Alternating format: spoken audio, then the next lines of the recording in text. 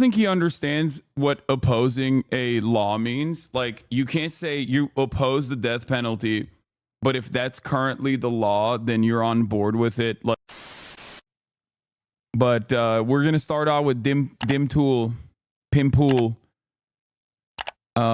getting absolutely shellacked by Uncle Sam. Okay. 6 hours tonight. Well, I'm saying, is your baby born already? No. Oh, Coming soon. I'm talking about when your child Coming comes. soon. Bro is announcing like a fucking album release. Yeah, well, I mean, what little sleep I already get probably will be less. All right, well, there you go. Right on, man. So we'll start light. What do you think is going to happen? I mean, the election We'll be back in a second. Is Tuesday, but people are already voting. No, wait. We got to talk about what am I doing here? Sure. I was going to start light, but you can go with whatever you want. No, I mean, it's light to me, but like what? I thought I was banned. Didn't you say I was banned and blacklisted? Maybe. I don't know the specifics. You have to. There's something to that effect. I can send you a link. Yeah. But I teed it up here. It's hard for me to remember verbatim everything I said, but Let's see what do we got here? I would say. Oh, I mean, you pretty specifically banned. Did I say no Sam Seder at all? Well, I think so. Here, wait a second. Trouble. Sam Seder's blacklisted by a lot of podcasts. Yeah. Did I say us? I'm not exaggerating. This is not a joke. Yes, there are many large podcasts that have outright said they will never work with him, and has nothing to do with being afraid to debate him. Sam Seder's off the list. This guy is a manipulative, lying con man. I mean, that's pretty strong stuff. My confusion comes from, did I say I would never have you on? Don't have anything to do with him. And that's why Sam Seder makes all these videos, and he focuses on drama.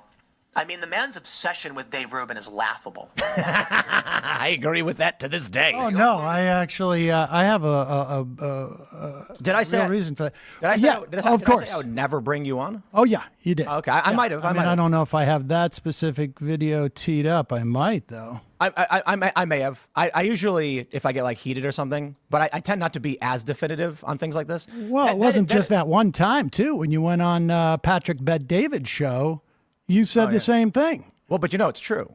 What's true? There are a lot of big shows that have blacklisted you. Oh, I have no doubt. It's not about you, nobody wanting to debate you. I mean, the first thing I asked was like, let's talk about the issues, and you immediately pulled up drama. It's not drama. I mean, I think everybody wants to know. It's like a weird. If you, I used to be a script writer, and if you put a loaded gun in the first scene and you don't resolve it, people are going to be distracted. So this way we can just deal with this, get that out of the way, and then move on to stuff that is more, I think, like substantive. Yeah. But that's it, right? It's not my business to tell other shows that have brought it up. But I'm not concerned about other shows. I know what. I'm just curious. What am I doing here? What are you doing here? Yeah, I decided to have you on. I don't know. I figured there were probably misconceptions you had about me. I think that a lot of what you think about what I say comes from clips and not the actual show. So there's like, I don't really have conceptions of you. This started because you said something that was untrue about my position on the death penalty, and I was like, I think Sam saw a clip that someone pulled out of context and didn't actually hear like my 2-hour diatribe on. I don't. I think actually what I was talking about, I don't think I ever said whether you believe in the death penalty or not. I mean, you cited a quote where you said that I said something like, I cited a quote, or did I play a video? At the beginning of a video, Tim Pool agrees that people who commit treason should get the death penalty, is that right? Do you have the video? You must have the video. No? Oh, wait a second. And I just went, holy crap. And let me see if I got it, because I'm pretty sure I remember this. It was in the context of you suing Kamala Harris. And you were on with Laura Loomer. Right. And you said the words, here we go. People who get the death penalty, people who commit treason should get the death penalty. What's the context of that sentence? What's the context of that sentence? Right. So there's a clip that's 5 seconds long. Oh, no, but I watched the whole rest of it. Like, I know you went back and forth, but it was so weird because you should really, if you can find this and put this up, because what I found fascinating about it was that you literally did say on multiple times in that going back and forth, because apparently what happened is you got in trouble at one point with, I don't know, some streaming service about people calling for the death penalty or whatever it was. I don't know the background of that. YouTube says you can't call for the death penalty as a legal mechanism. Okay. And so she brought up, I think these people committed treason. They should get the death penalty.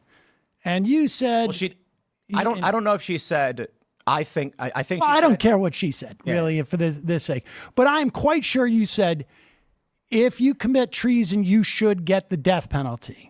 Now, right now, what words are you missing from that sentence? Because it sounds like you just heard a clip. No. I watched the whole thing. Okay, well then, and why then are you, at why one point afterwards, okay, you so let's said, pause. Let's pause. We'll break. Yeah, you said if you commit treason, you should get the death penalty, and you have been caught committing treason. Have you reconsidered your stance on capital punishment? We'll break this down. Sure. Is it currently codified in law that if you commit treason, you are out, the penalty is death?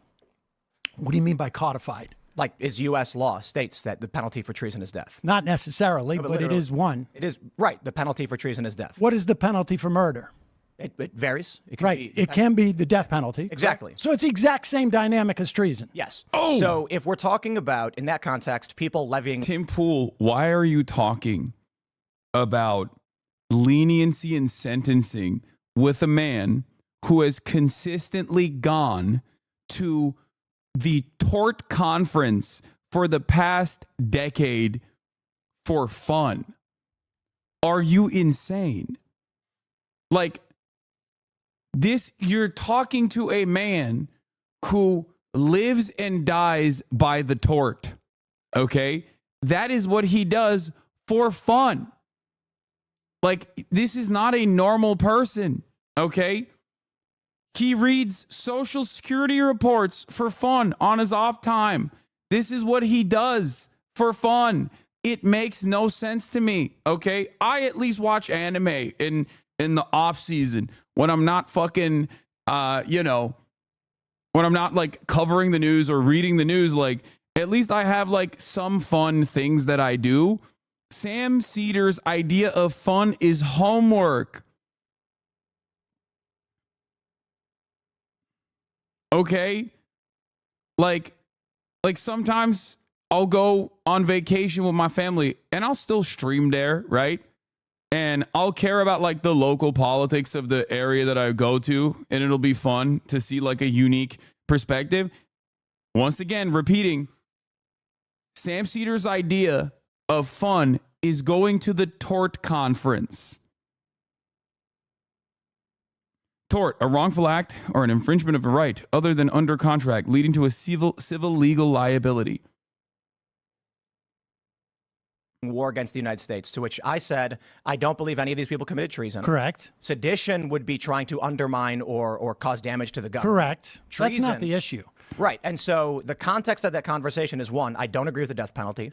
And in no circumstances, I But you did say the words. If you committed treason, you should get the death penalty. Okay. So once again, do you not understand? Would you agree if someone commits murder, that they should get the death penalty? No. I agree with that. Right. And but you did say if they commit treason, they should get the death penalty. So if we're talking about the penalty for levying war against a country, whether you want it to or not, if a judge sentences someone to death, should they get the death penalty? If a judge, I don't think people should get the death penalty under any circumstances. If someone is shooting at another person, should they be shot at and killed? If someone's shooting at another person, should they be shot at and killed? If someone is committing an act of violence and actively, is it within the legal rights of a person to return with lethal? I like that Tim Pool's like a legal process in which there's an entire investigation conducted, a prosecution occurs, and you go to the civil, or you go to the criminal court structure, and then the punishment dished out to you is death, is the same as like in the moment shooting someone in self-defense. Like we are not on the same planet if you think that this is equivalent. Okay? You are talking about an entirely different scenario, brother. What the fuck are you talking about?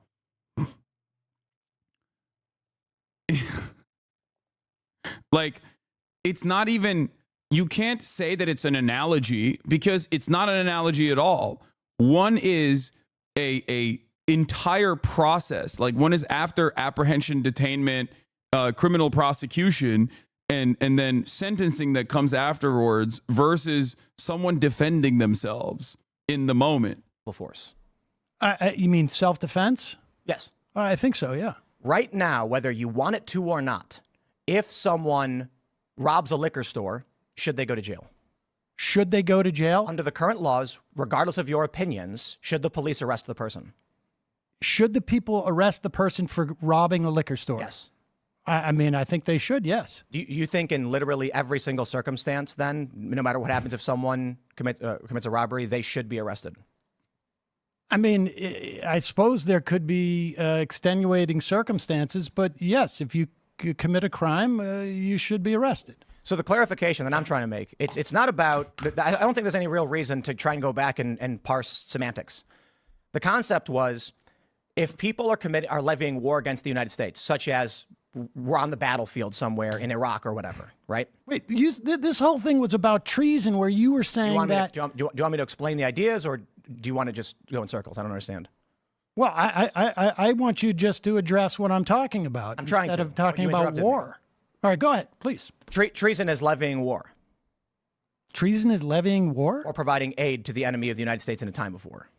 Well, it also, you can be, I mean, there's been people who have been charged with treason when we're not in an active war, but yes, I guess. Well, I mean, but however you want to parse this, treason is a legal charge against somebody, and there are multiple potential penalties for that, one of which includes capital punishment. And just for the sake of clarity, because in the show we're not talking about specifics of someone may or may not be wrongly charged. If you're asking me why I would say something like should be, it's rooted in this: treason against the United States shall consist only in levying war against them or in adhering to their enemies, giving them aid and comfort. No person shall be convicted of treason unless on the testimony of two witnesses of the same overt act or confession in open court. So the issue at hand was when I like that they left the empty chair on there. Like, they didn't shut down that camera. What's happening here?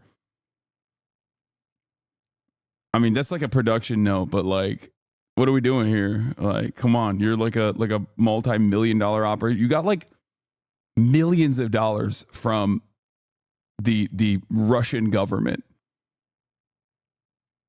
when we were talking and I said, I don't think any of these people committed treason.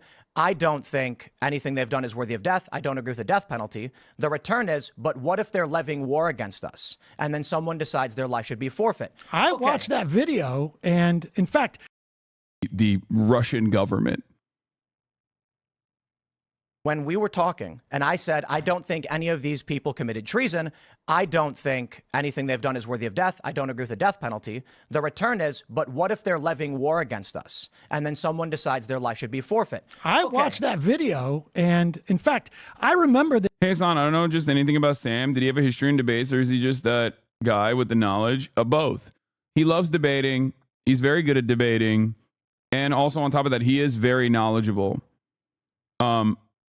This is Sam. Sam loves doing this stuff. Like he truly enjoys this. I think a lot more than I do, in terms of like talking to silly people and like unwinding them step by step.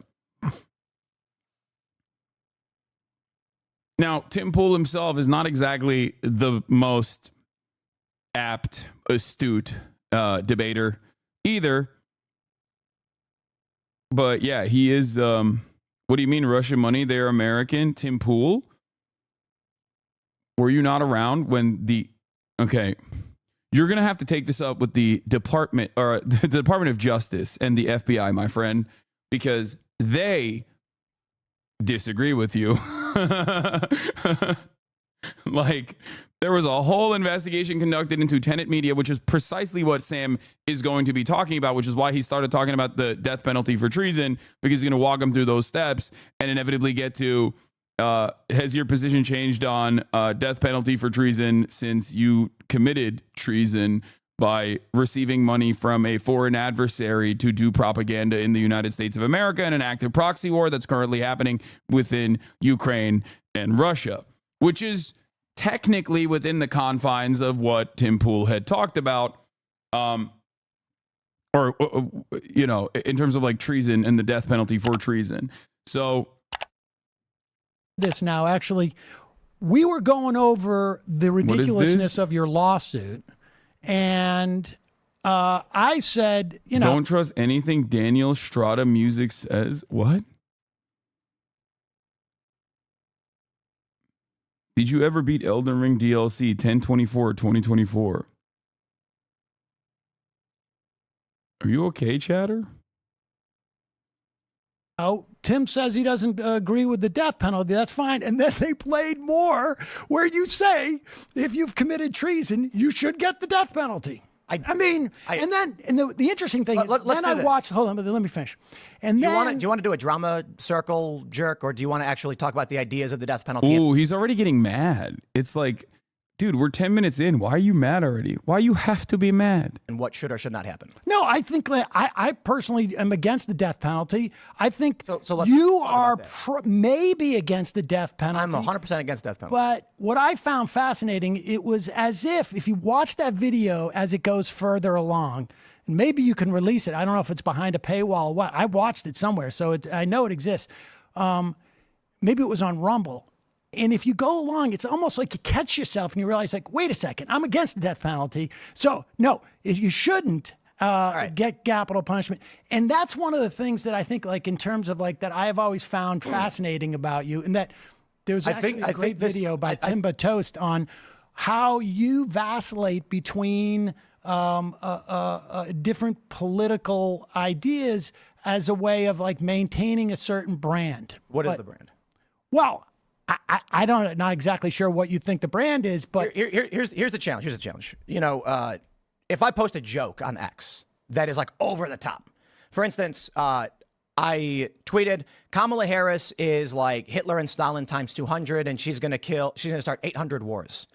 That was actually written about in various liberal outlets as if it was a fact statement.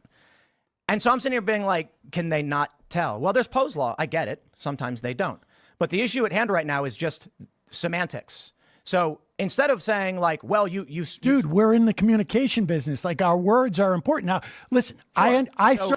I'm about to pull out it was a joke defense. Very, very ineffective, I think. Certainly understand people misinterpreting a tweet. Believe me, I've been there. I will just say this for the sake of clarity. Right now, regardless of my opinions on law, should the law be that someone will receive the death penalty, then they should receive it. I oppose it. But it doesn't necessarily, the treason, the punishment for treason is not necessarily the death penalty any more than it is with murder. All right, so let's just try and... Why would you ever say, if you're against the death penalty... Once again, misconception I'm trying to get past, so let me explain. Okay. In the circumstance where someone has committed a death-worthy trespass, I oppose the death penalty. I would advocate against it. We recently had a big case where there were two instances where people were put to death. One guy, the family even said it shouldn't happen. They had cut a deal with the prosecutor. It still happened. And that was, I believe it was, who was that? That was Missouri. Mm-hmm. And a lot of people who watch my show were quite outraged that a family would say no. But the issue at hand is I don't assert myself over the rest of the country in law, which means if the mechanism of the courts is as such, that's what should happen. I will fight against it.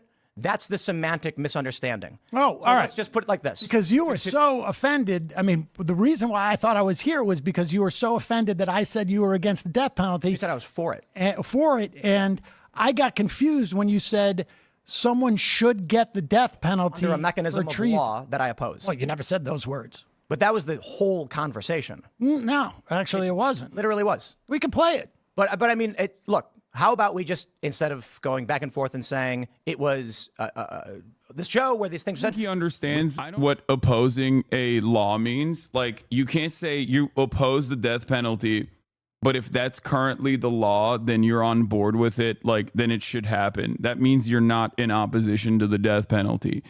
I oppose capital punishment, which is why I will always say I oppose capital punishment.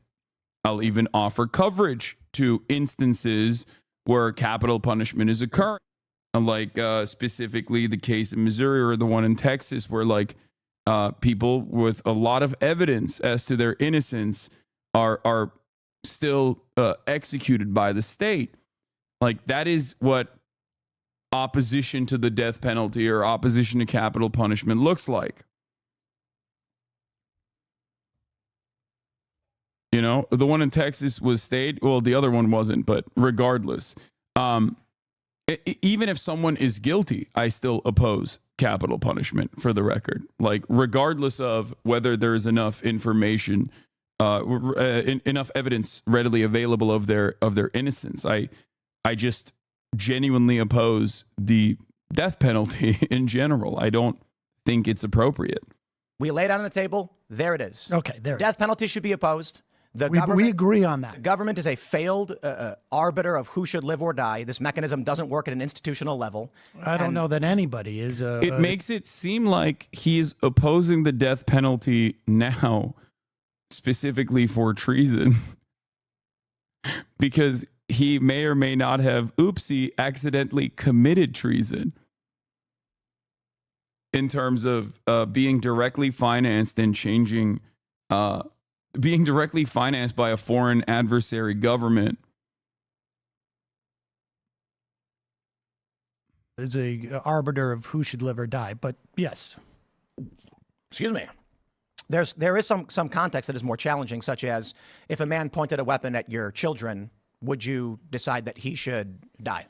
I mean, if someone pointed a weapon at my children, I would attempt to do whatever I needed to do to stop them. But that's different Up to and than including lethal force. I mean, if that's what it took, of course. So that is you making the decision that you will take action which may lead to the death of an individual. Oh yeah, I mean I would suffer the consequences, but I don't believe in general that that in capital punishment. I mean, that's not capital punishment. That's I agree. I'm just saying self-defense, or in certain circumstances, a person will decide someone may be about to die. And there's other issues, of course, like whether to render medical aid is a different circumstance. If someone is already dying, then there's if someone is in peril but you can't save them. But in terms of a human being making an active decision to end someone's life, there are many circumstances where someone will decide that they are the arbiter of that decision. Police officers do it every day. Soldiers do it every day, and often regular people.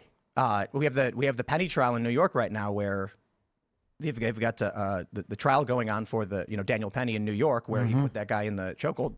And the guy died. He made that decision at that point. He killed the guy. He did. And he made that decision for whatever reason. I am going to apply this technique to this man, may result in death. So at a certain point, someone makes that choice. The question then is, do we agree that the choice was necessary or that they were backed into a corner?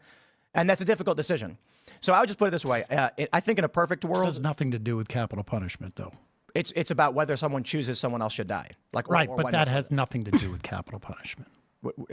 They share capital punishment is they definitionally a punishment that is put out by the government, as opposed to an individual's decision as to whether or not they're going to apply lethal force to somebody. It has nothing to do with it. You would never say they're literally that Penny provided capital punishment to that guy on the subway, because anyone's making that argument. Well, that's what I'm saying. It has nothing to do with capital punishment. Just in the sense that someone's making a decision over someone's death, and the question being, in the case of self-defense, I agree there are circumstances, and in the case of capital punishment, I agree there are no circumstances. Okay. I don't believe there's a reality where the government has successfully subdued an individual who they are no longer a threat, and then they just decide 20 years later, now let's kill the person. That makes no sense to me. Yeah, no, I agree. I do not believe that we should have capital punishment. I do not believe in the death penalty. How do we stop it?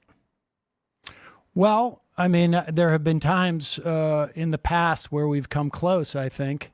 Sadly, I think because of all of the ginned up stuff about crime in this country over the past couple of years. Yes, talk about the crime hysteria. Crime hysteria. Crime panic, crime hysteria time. Let's do it. I think we're moving in the wrong direction. I think the Democrats actually took it out of their platform this year that they're against the capital punishment.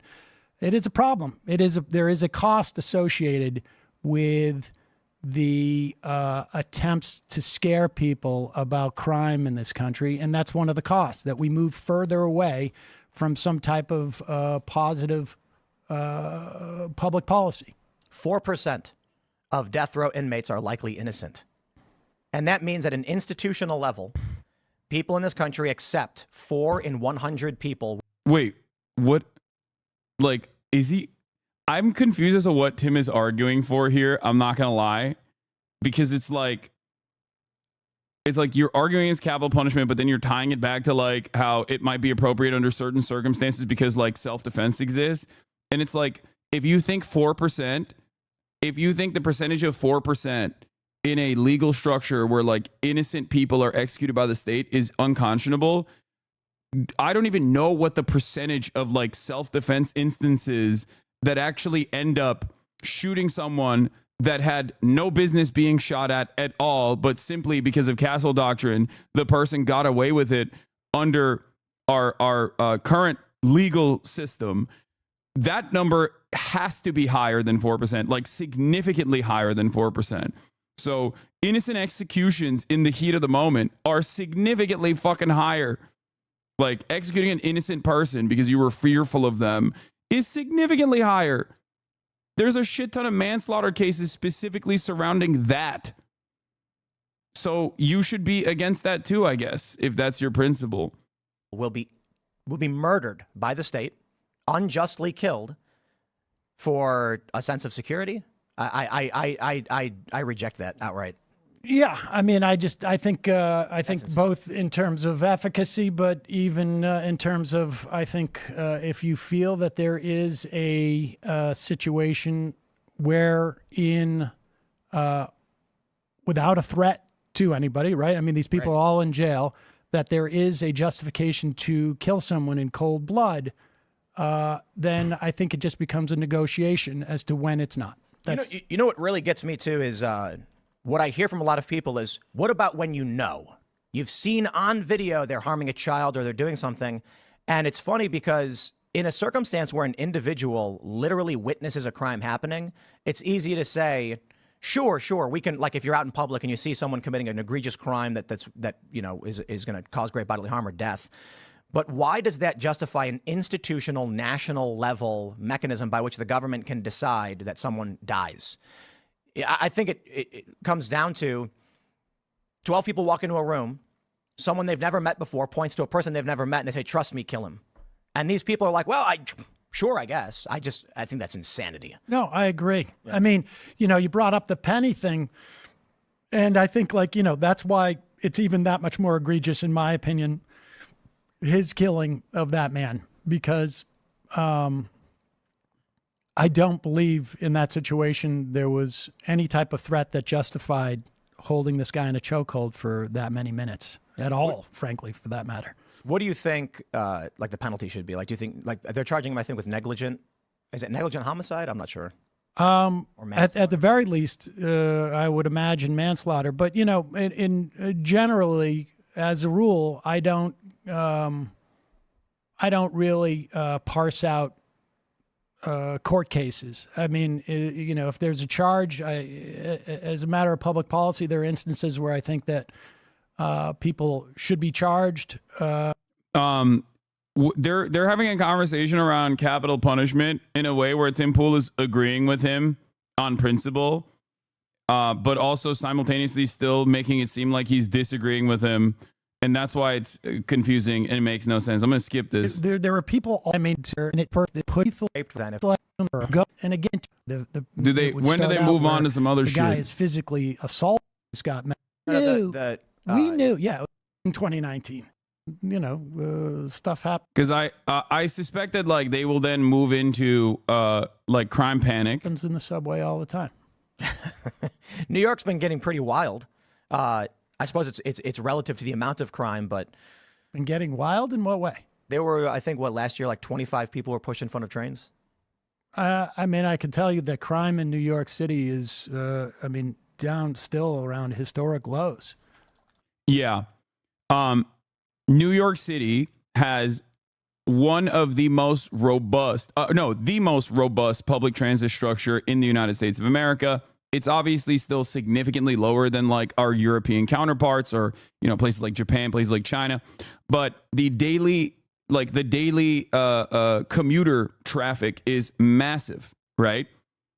So 25 people being pushed in front of trains is a statistic that comes across as very like emotional and very, it freaks out people. You're like, what the fuck? That's crazy. That's an unacceptable amount of murder. It's like, yeah, of course it is. A single murder is unacceptable.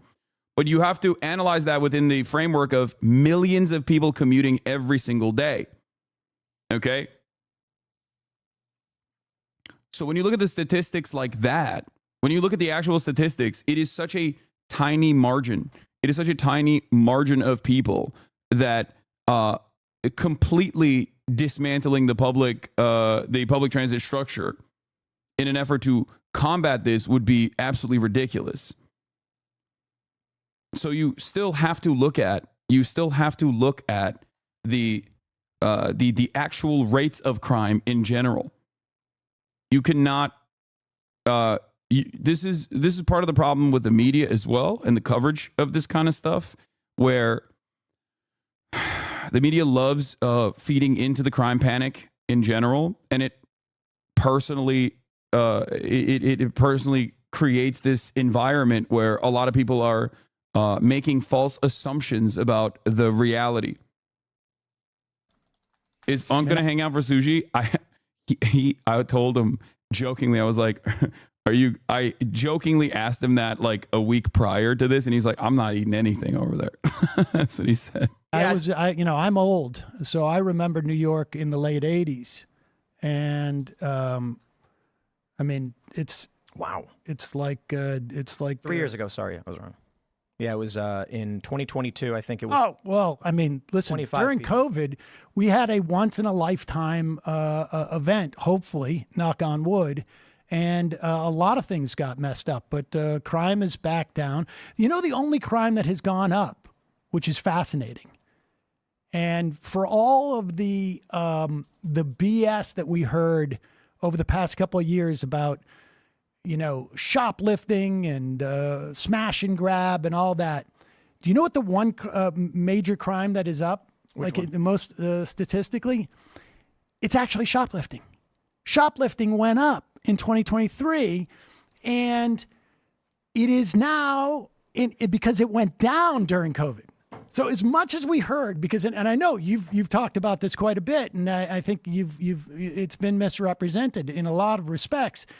I don't think Sam is right on this data, by the way, because overall shoplifting and theft went up in accordance to foot traffic going up. Like the rate was a little bit higher than if it was rate adjusted, it would maybe outperform, because when foot traffic goes up, when more people are shopping, there's going to be more people shoplifting, right? The one data point that actually went up was homicides, and that was a brief blip. All of the shoplifting was up and people are gone mayhem. It's crazy. It was actually below where it was in 2019, and it is now back up to where it was in 2019. I think, and because COVID was, screwed up with our society so much. But again, you ask me. Another aspect of this also is a calculated decision made by the grocery stores themselves, like these chains.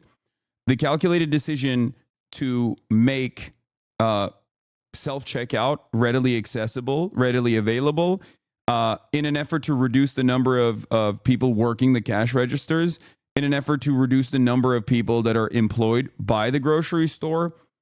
They know that this will increase shrink.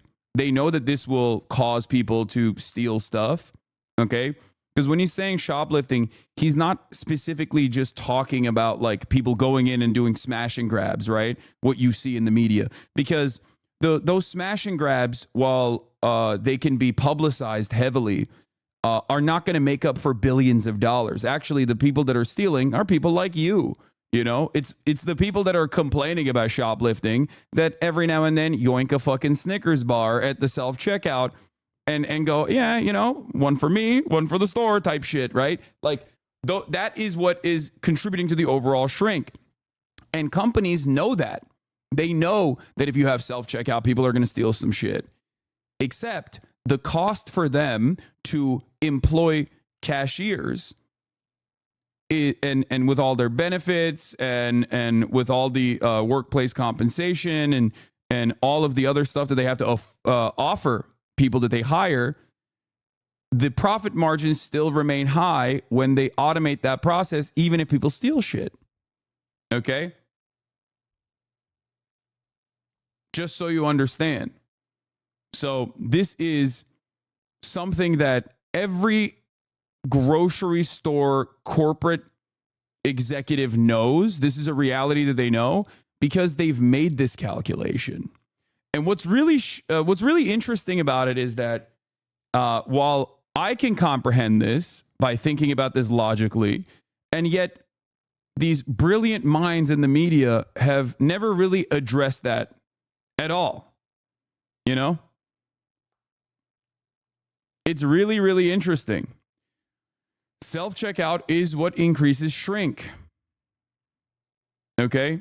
That's what, and that is happening across the board. It's not just happening in like Oakland, or it's not just happening in neighborhoods where grocery stores are closing. It's happening all across the board. And they know that it's happening all across the board.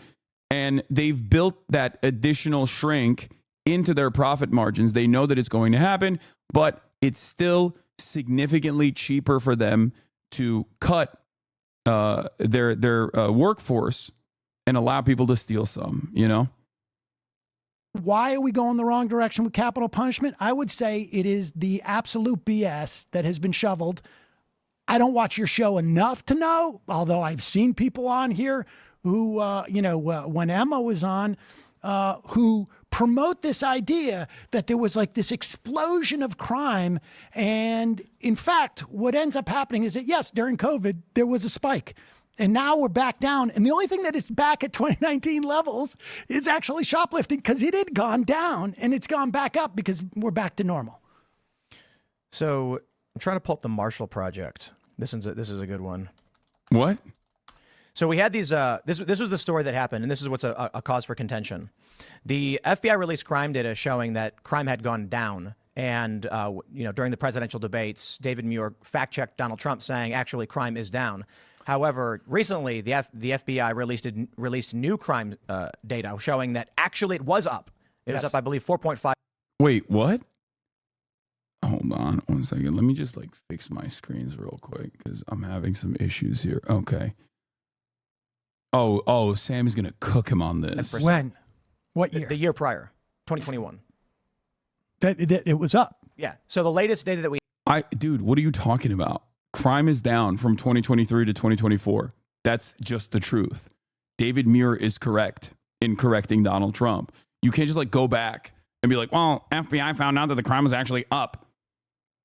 Yeah. Yeah, it was up in 2021. Okay.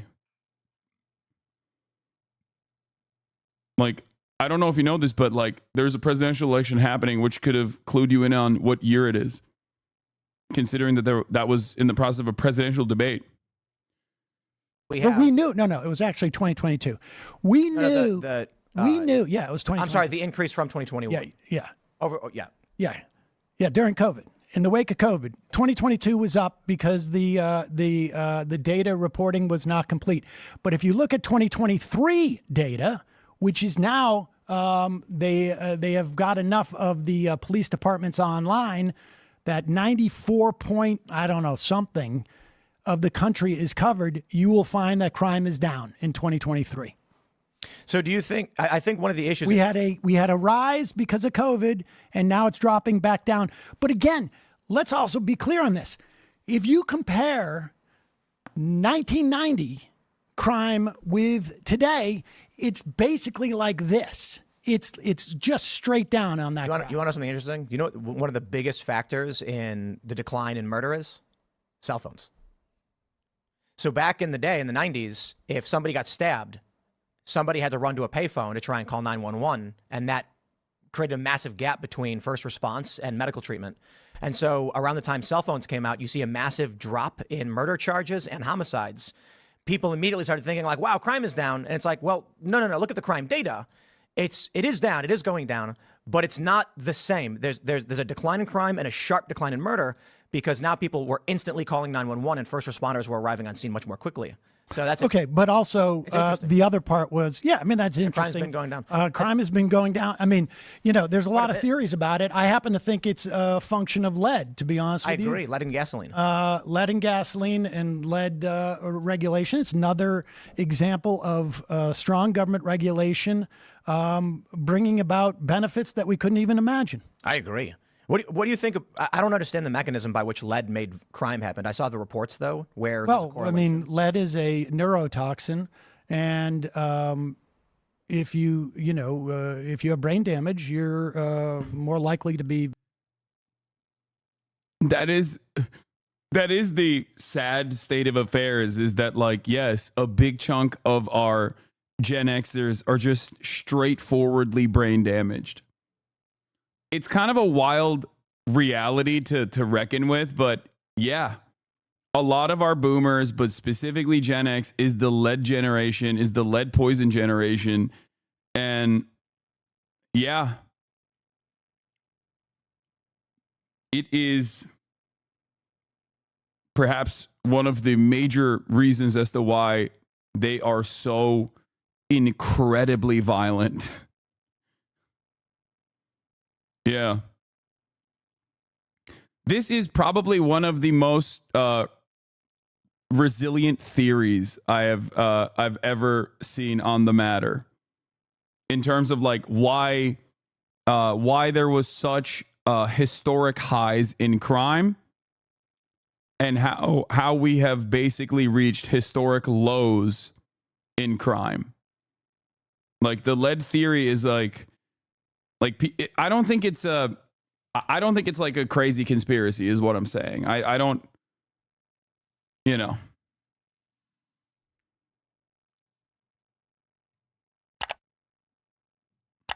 maybe violent or antisocial. That's crazy.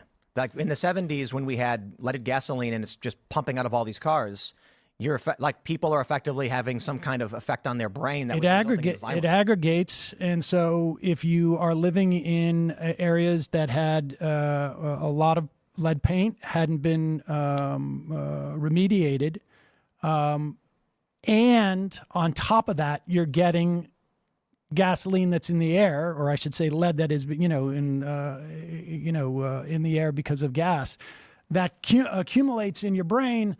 And it creates neurotoxin. That's why we have that problem in Flint, Michigan, right, with the lead poisoning. We have a lot of children, who have special needs, and there is data. I mean, this is it's very difficult to assess this stuff, but there's data that shows that about 20 years after lead gasoline is outlawed, or lead in gasoline is outlawed, you see a precipitous drop in crime that's happened both internationally and in this country. What do you think about phthalates?